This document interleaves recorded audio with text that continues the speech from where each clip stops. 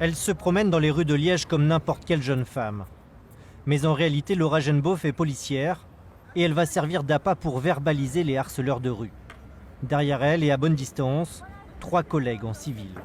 Sur la place principale, ces 2 hommes assis sur un muret tentent de l'aborder en commentant son physique. Monsieur, bonjour. Les policiers interviennent. C'est la police. Ma collègue est assermentée, elle a très bien entendu. C'est pour ça qu'elle m'interpelle, donc vous pouvez dire... J'ai dit, madame, mademoiselle, vous êtes jolie. Elle est jolie celle-là, en regardant ma collègue.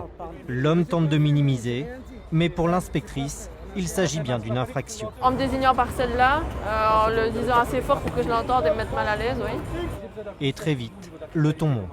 La moindre des choses, c'est de dire à la demoiselle, et c'est vrai qu'effectivement, j'ai peut-être eu des paroles déplacées, je m'en excuse, je ne savais pas que c'était Je elle. ne m'excuse pas parce que je ne parle pas, hein, parce que moi je ne trouve pas, elle n'est pas jolie. Ah, elle n'est pas jolie, c'est gentil. Je vais le verbaliser, vous serez entendu et vous irez vous expliquer au parquet. Pour nous, ça consiste déjà en harcèlement de rue, maintenant ce sera au tribunal de statuer si il punira ou pas. Les policiers poursuivent leur opération dans ce parc. Cette fois, c'est l'inspectrice qui est témoin d'une infraction.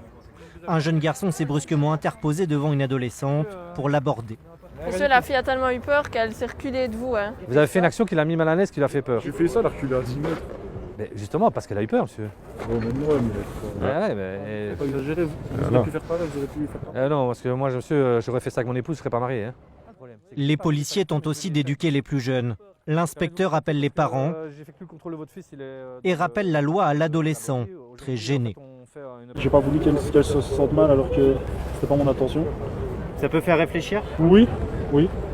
De son côté, la jeune victime approuve la démarche. Oui, je trouve ça bien. Ça se passe pas assez quotidiennement. Et pour toutes les filles, pour toutes mes amies aussi, ça se passe assez souvent. Chaque journée d'intervention conduit à une dizaine de verbalisations.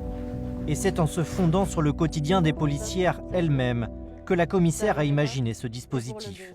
C'est vrai qu'ici, on a des collègues fort jeunes qui, lorsqu'elles sont en civil, que ce soit parce qu'elles vont courir sur le temps de midi, parce qu'elles font des plans d'action en civil, ou même dans leur vie privée, sont souvent confrontées à ce type de faits.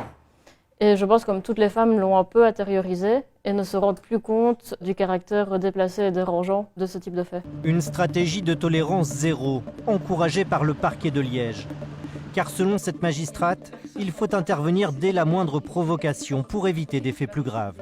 On commence par un propos et puis on continue peut-être par un geste mal placé et puis peut-être plus loin. Et c'est ce qui génère au sein des victimes un sentiment d'insécurité parce que comme elles ne connaissent pas l'auteur, elles ne savent jamais évidemment jusqu'où l'auteur va aller.